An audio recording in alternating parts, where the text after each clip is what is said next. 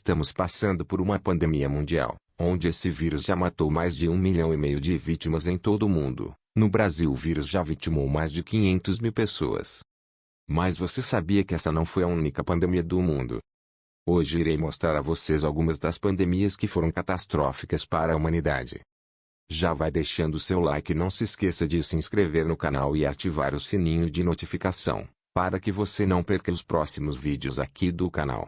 Vamos ao vídeo de hoje.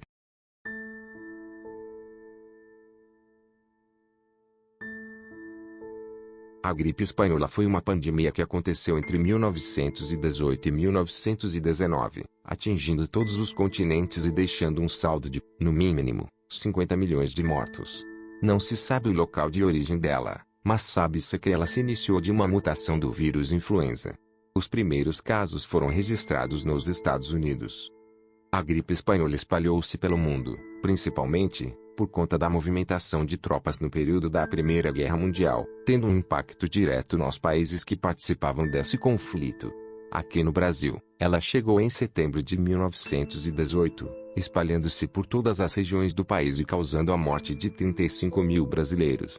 Uma série de estudos foram conduzidos ao longo dos séculos 20 e 21 sobre a gripe espanhola, e a origem da doença permanece um mistério. Existem duas teorias que sugerem que ela pode ter surgido na China ou nos Estados Unidos, mas não há provas que possam confirmar em qual dos dois lugares ela tenha de fato aparecido pela primeira vez. O que se sabe é que, provavelmente, a gripe espanhola foi uma mutação do vírus influenza que passou de aves para os seres humanos. Além disso, sabemos que os primeiros casos que se tem conhecimento aconteceram nos Estados Unidos e foram registrados no Fort Riley, uma instalação militar localizada no estado do Kansas. O primeiro paciente foi o soldado Albert Cheo, o qual foi internado, com sintomas de gripe, na enfermaria de Fort Riley, em 11 de março de 1918. Nas semanas seguintes, mais de 1.100 outros soldados desse local foram internados com os mesmos sintomas. Acredita-se que por meio das tropas norte-americanas que participavam da Primeira Guerra Mundial é que a doença espalhou-se pelo mundo. Se a gripe espanhola surgiu nos Estados Unidos ou na China, por que a chamamos de gripe espanhola?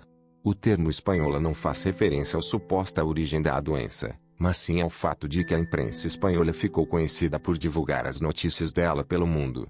A explicação para isso tem relação direta com a Primeira Guerra Mundial. A gripe espanhola afetou todos os continentes do mundo e teve um impacto muito grande nos países que lutavam na Primeira Guerra Mundial. Por conta desse conflito, era necessário que as informações da doença fossem escondidas de forma a não prejudicar o moral dos soldados, não criar pânico na população e nem passar imagem de fraqueza para o adversário.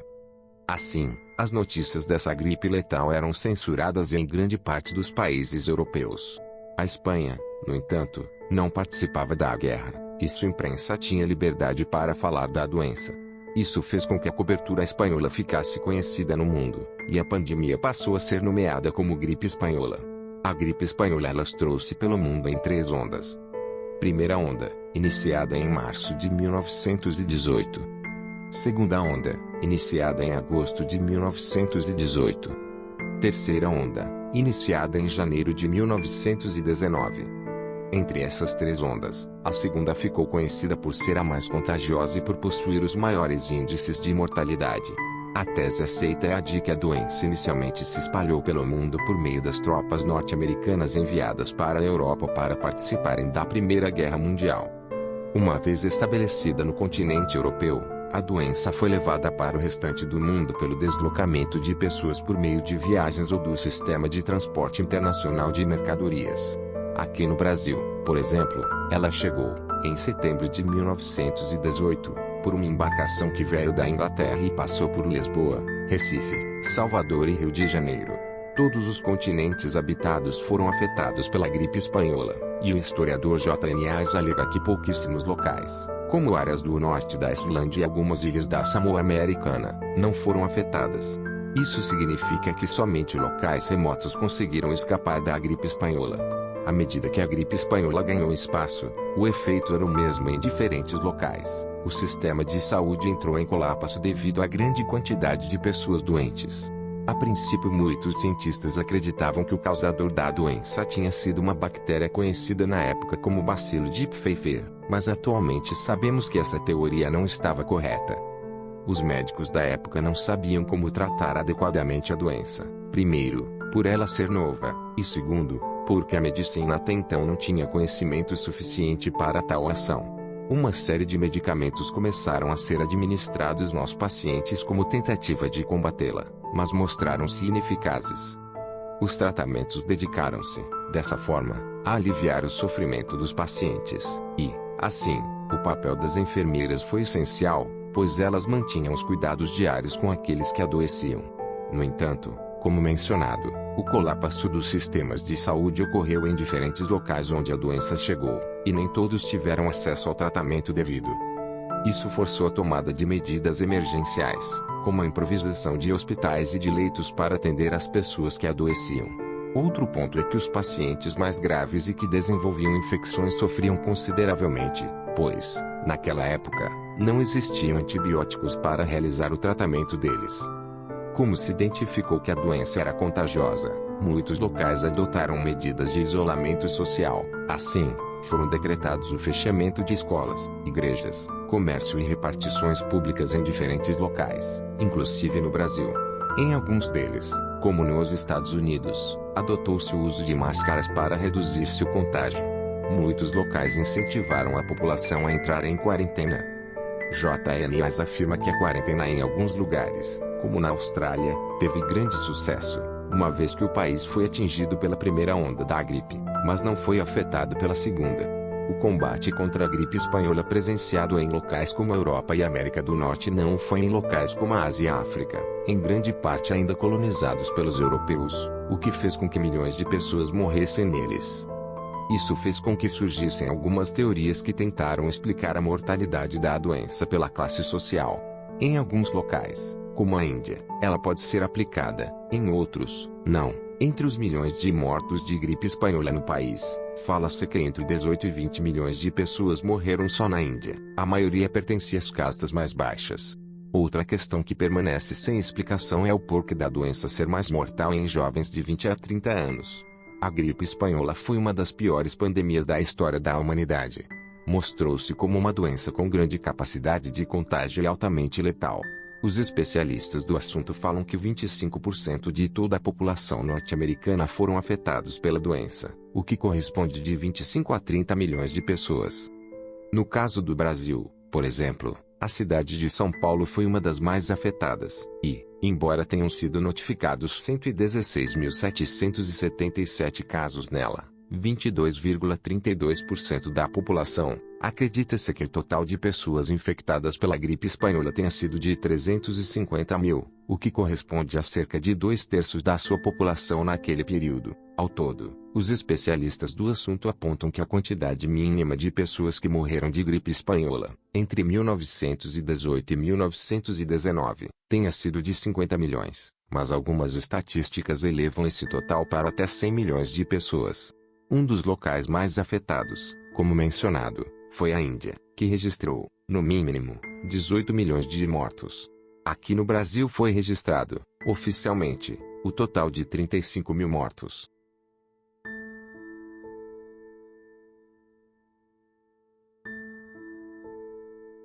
A peste negra é como ficou conhecida a peste bubônica, doença causada pela bactéria Yersinia pestis, que atingiu o continente europeu em meados do século XIV. Os historiadores acreditam que a doença surgiu em algum lugar da Ásia Central e foi levada por genoveses para o continente europeu. O resultado foi catastrófico, pois a doença atingiu praticamente todo o continente e resultou na morte de milhões de pessoas.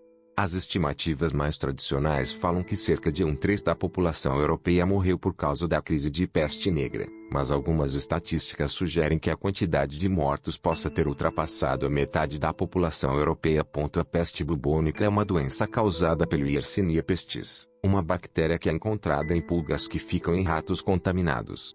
Quando as pulgas contaminadas têm contato com seres humanos, a transmissão da doença acontece. A partir daí, a peste pode ser transmitida de humano para humano pelas secreções do corpo ou pela via respiratória. Os historiadores acreditam que a peste negra surgiu na Ásia Central. Existem inúmeras teorias sobre o lugar específico onde a doença surgiu, mas a mais aceita sugere que o lugar de origem é a China e que, durante muito tempo, a peste tem atuado exclusivamente na Ásia Central. A partir do século XIV, ela se espalhou por terra e por mar pelo Oriente. Regiões como a Mongólia, parte da China, Síria, Mesopotâmia e Egito teriam sido atingidas no começo do século XIV, causando a morte de cerca de 24 milhões de pessoas nesses locais. A doença teve contato com os europeus por meio de um conflito que aconteceu em Cafa, colônia genovesa localizada na Crimeia, região atualmente disputada por Ucrânia e Rússia. Em 1343, Cafa foi sitiada por tropas tártaras do Kanato da Horda Dourada.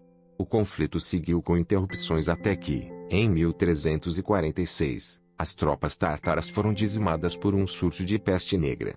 Os tártaros decidiram utilizar a doença como arma e lançaram cadáveres contaminados para dentro da cidade. O resultado foi imediato e a cidade de Cafa também começou a sucumbir perante o surto de peste. Fugindo da doença, genovenses começaram a abandonar Cafa, retornando para a Península Itálica.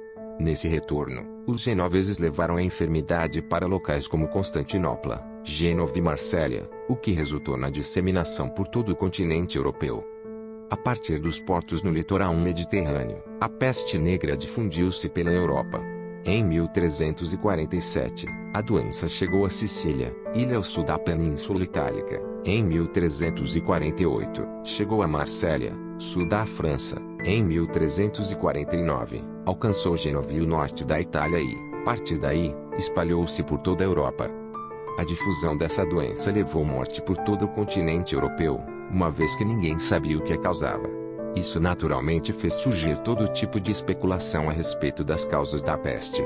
Alguns falavam que era um castigo divino, por exemplo, outros acusavam os judeus de serem os responsáveis. Logo os europeus identificaram que a doença era altamente contagiosa. Uma das formas de contágio é respiratória. Assim, uma pessoa infectada pode facilmente transmitir por via respiratória ou por suas roupas, por exemplo, a doença para outros. A peste negra atuava de maneira fulminante, e a pessoa que a contraía falecia em questão de dias. A peste transmitida pela via respiratória é conhecida como peste pneumônica. Segundo o historiador Hilário Franco Júnior, a pessoa doente falecia em até 3 dias depois de contraí-la. Já o historiador Jacques Ligoff fala que muitas das pessoas que demonstravam sintomas da peste faleciam dentro de 24 horas após manifestar os primeiros sinais. A difusão da peste negra resultou na morte de milhares de pessoas. A doença espalhou-se por cidades e pelo campo, embora tivesse ação mais mortal nos grandes centros urbanos. Locais inteiros foram devastados, e o caos disseminou-se. Algumas regiões da Europa começaram a perseguir os doentes, isolando os que adoeciam para deixá-los morrer. Em alguns casos, os doentes eram executados. O escritor italiano Giovanni Boccaccio presenciou a peste negra com seus próprios olhos e deixou relatos a respeito do que viu. Ele falou dos sintomas, do alto grau de contágio da doença, mas também abordou o desmoronamento da ordem com a disseminação da peste, pois muitas das autoridades foram contaminadas e, eventualmente, faleciam. O relato de Boccaccio concentra-se no que ele presenciou em Florença, cidade italiana. Boccaccio também falou das diferentes reações que as pessoas tiveram no período de crise da doença. Ele relata que muitos procuraram o isolamento, evitando manter qualquer tipo de contato com pessoas, sobretudo os que estavam doentes. Aqueles que eram mais ricos e possuíam propriedades de campo, fugiram das cidades e foram abrigar-se nesses locais afastados. Com o tempo, os médicos perceberam que o contato com os doentes e com os corpos dos mortos não deveria acontecer. Com isso, os doentes eram isolados e o contato com eles era limitado àqueles que realizavam o tratamento médico. Padres também mantinham contato com os acometidos, principalmente porque realizavam os ritos religiosos relacionados com o perdão dos pecados e o funeral. Essa percepção de que o contato com os doentes contribuía para disseminar a doença fez com que as famílias parassem de se reunir à beira daqueles que estavam doentes. Reuniões de funerais também acabaram deixando de acontecer, e os que tratavam dos doentes passaram a utilizar roupas específicas, feitas de couro, para impedir que as secreções dos doentes penetrassem no tecido. Os médicos também passaram a utilizar uma máscara em forma de bico de pássaro, que era preenchido com ervas aromáticas. Acreditava-se que essas roupas evitavam a contaminação. Os padres foram um dos grupos que mais sofreram, pois tinham contato direto com os doentes e com os corpos dos que faleciam. Como muitos dos padres viviam em mosteiros, locais que havia uma grande aglomeração de religiosos, muitos em idade avançada traço, quando um padre contraía a doença, ela era rapidamente transmitida para outros. A historiadora Tamara Quirico trouxe um relato de um cenóbio, residência de monges, em Florença, onde cerca de 3/4 dos religiosos que habitavam lá faleceram em decorrência da peste. Isso afetava os rituais funerários praticados, uma vez que não havia sacerdotes para atender a quantidade de mortos. Além de não haver sacerdotes suficientes, não existiam coveiros, e os sepultamentos começaram a ser realizados em massa, isto é, em valas comuns, tamanha a quantidade de pessoas que morriam. Todavia, com a percepção de que os cadáveres também eram vetores de contaminação, muitos passaram a abandonar as práticas de sepultamento e começaram a incendiar os corpos dos falecidos. Até as roupas utilizadas pelos doentes e outros itens começaram a ser queimados. Como já mencionado, muitas autoridades começaram a impor certo isolamento para evitar a propagação da doença. O cirurgião Guy de Chauliac, de Avignon, na França, falava que pais não podiam visitar seus filhos e vice-versa em razão do alto risco de contágio. Boccaccio relatou também que algumas obras para melhorar a limpeza e condições de higiene da cidade e a proibição da entrada de doentes também ocorreram em Florença. O médico Drauzio Varela afirma que a peste negra pode causar febre de 41 graus, além de vômitos com a presença de sangue e complicações no pulmão. Para os que tinham problemas pulmonares, a morte era praticamente garantida. Boccaccio também deixou alguns relatos a respeito de como a doença se manifestava nas pessoas. Ele diz que a peste começava com o surgimento de certas tumefações na virilha ou nas axilas de homens e mulheres, algumas das quais atingiam o tamanho de uma maçã comum e outras o de um ovo, umas mais e outras menos, e a elas o povo dava o nome de bubões. E os referidos bubões mortíferos, não se limitando às duas citadas partes do corpo, em breve espaço de tempo começaram a nascer e a surgir indiferentemente em todas as outras partes, após o que a qualidade da enfermidade começou a mudar, passando a manchas negras ou lívidas, que em muitos surgiam nos braços, nas coxas e em qualquer outra parte do corpo, umas grandes e ralas, outras diminutas e espessas. E, tal como ocorrera e ainda ocorrer com o bubão, tais manchas eram um indício inegável de morte próxima para todos aqueles em quem aparecessem. Por meio desse relato, podemos perceber que as regiões inchadas do corpo por causa da doença eram chamadas de bubões, por isso peste bubônica. A expressão peste negra, por sua vez, faz referência às manchas pretas que apareciam no corpo das vítimas que contraíam a doença. O primeiro e o maior surto de peste negra ocorreu entre 1348 e 1350, mas outros surtos aconteceram ao longo de todo o século XIV. A peste foi uma doença que esteve presente na vida dos europeus até 1720, quando o último surto foi registrado em Marsella, na França. A atuação da doença na Europa ao longo do século XIV contribuiu para uma redução populacional drástica. As estimativas tradicionais falam que a enfermidade foi responsável pela redução de 1/3 da população do continente europeu, mas alguns historiadores, como Jacques Ligoff, têm trazido novos dados, demonstrando que a quantidade de mortos possa ter sido maior que isso. Ligoff fala que entre metade e 2/3 da população europeia possa ter morrido por causa da doença e, em alguns locais, como a Inglaterra, ele sugere que a mortalidade esteve na casa dos 70%. Obrigado por assistir mais um vídeo aqui no canal. Já deixou seu like para fortalecer o meu trabalho? Deixa o like aí, não te custa nada e me ajuda demais a trazer mais conteúdo aqui para o canal. Não se esqueça de se inscrever e ativar o sininho de notificações. Temos vídeos todas as quintas sobre assuntos aleatórios. Obrigado por assistir e valeu!